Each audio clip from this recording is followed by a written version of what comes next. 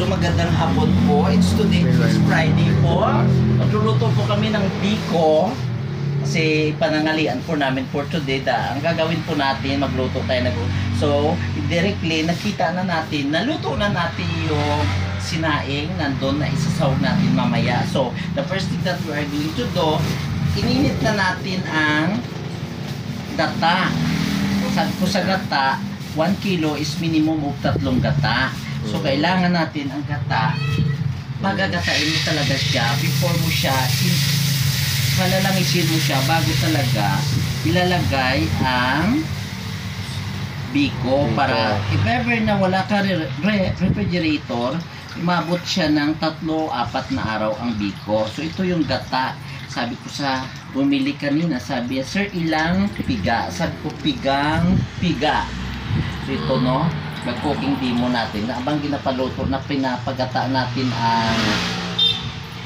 ang niyog. So, mamaya na natin lulutuin ang ilalagay ang biko para perfect ang ating pagkaluto. Pag samantala, binibiko natin muna, dinalangis natin. Louie, stop! Yes, Inglesira talaga. So, nagluluto kami. Wala kami ginagawa. Itong tanghalian namin ng friend ko, fresh from Kainta. Louie, stop! Yes. Ang puting kong alaga ko. So, ganyan kami simple. Ang pangalan niya po ay Chloe. Siya po ang anak ng pagkakasala. Sa panahon ngayon na Arctic pa ba? Sa hirap ng buhay ngayon, kailangan maging simple ka lang. Diba sabi ni Mystica, basta't maging simple ka lang. Huwag ka si plastic man. Eh kung mamatay tayo, wala na tayo.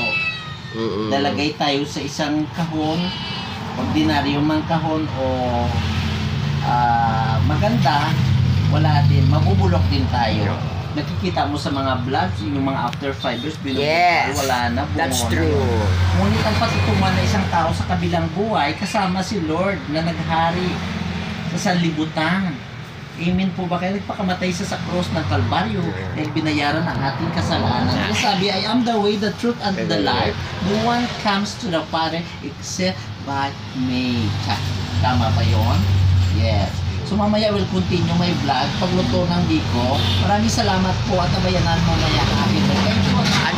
I'll be back later. We'll be back later. Happy weekend everyone. Alam ko kayo nag-enjoy ang lahat ng mga tao. Different places na doon sila nag-enjoy, nag-swimming, pupunta sa ibang lugar para mag-enjoy dahil araw ng Panginoon na Birthday Santo. We'll continue my vlog and don't forget to like and subscribe below the notification bell. Thank you so much and God bless everybody. I'll be back. Yes.